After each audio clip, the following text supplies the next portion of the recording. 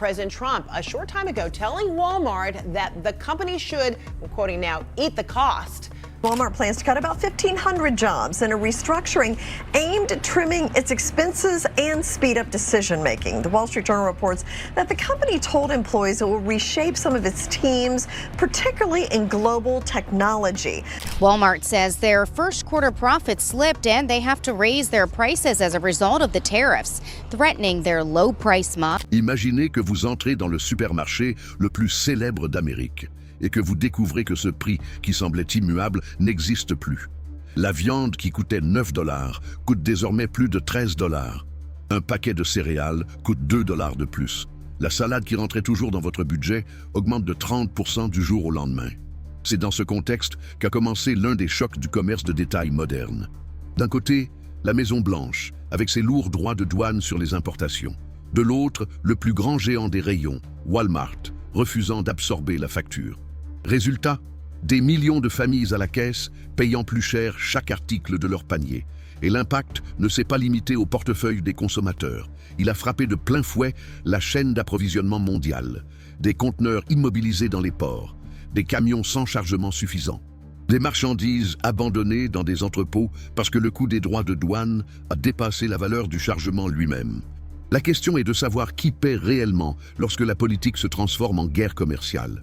Le consommateur qui ouvre son portefeuille, le travailleur qui perd son poste dans le centre de distribution, ou les agriculteurs qui voient leurs produits pourrir sans destination.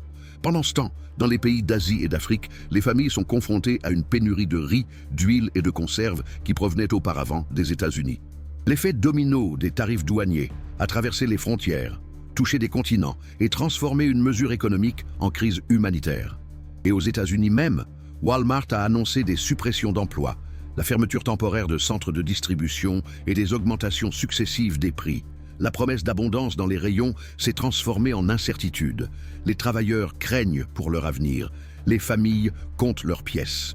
Les petites entreprises qui dépendaient du flux constant du réseau commencent à fermer leurs portes. Mais il ne s'agit pas seulement de l'histoire d'un supermarché. Il s'agit de l'effondrement de tout un système. Un système qui repose sur la confiance, la prévisibilité et l'équilibre entre les gouvernements et les entreprises. Lorsqu'un entrepôt ferme, c'est toute une communauté qui s'affaiblit. À l'intérieur, les centres de distribution, qui fonctionnaient auparavant sans interruption, ne reçoivent plus de camions. 50 000 travailleurs sont confrontés à des réductions d'effectifs, à des horaires réduits et à l'incertitude. Les restaurants environnants perdent des clients, les stations-service se vident et les petits ateliers annulent leurs commandes.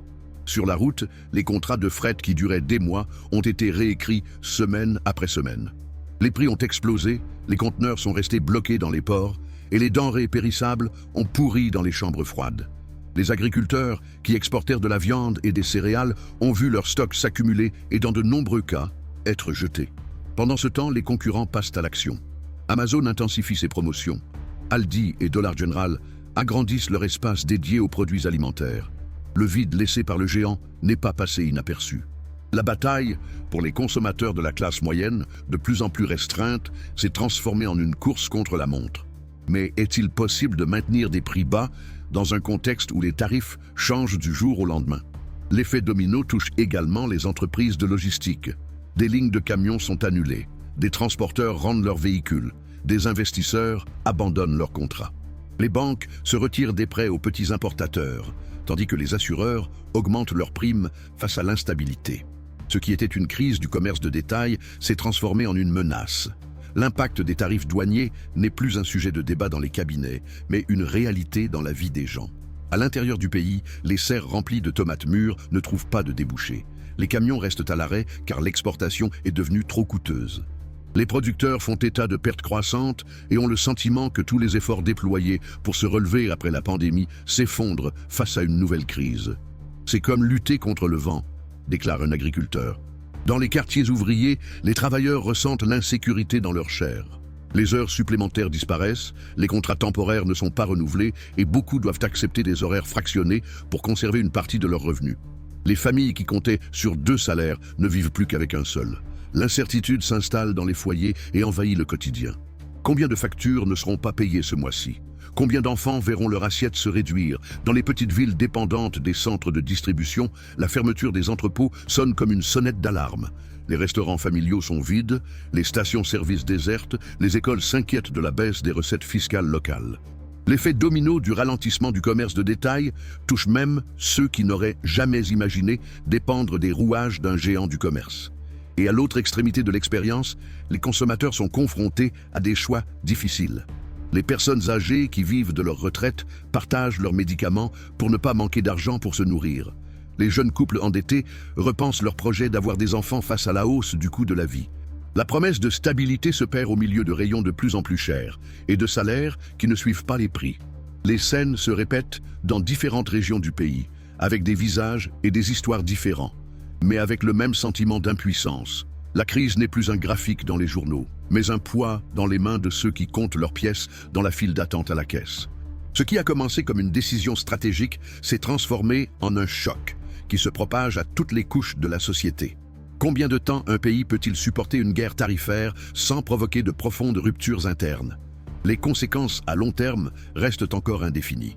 Le discours sur le renforcement de la production nationale se heurte à la dure réalité des travailleurs précaires et des consommateurs surchargés. La reconstruction des chaînes de production nécessite de la stabilité, de la planification et des ressources à long terme. Mais le quotidien des familles ne permet pas d'attendre.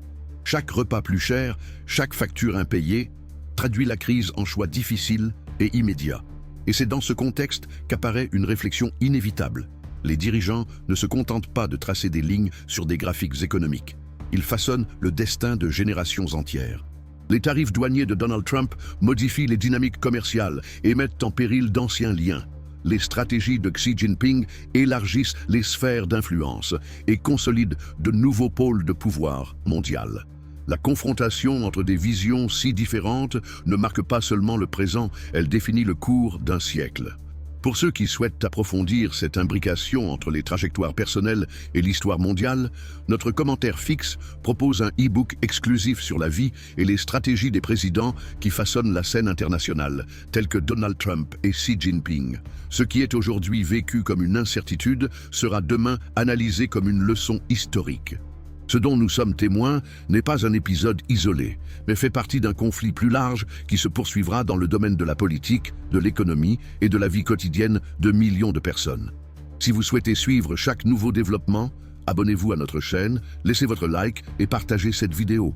Vos commentaires sont essentiels pour élargir le débat public. Nous vous remercions de nous suivre et de faire confiance à notre travail. À bientôt.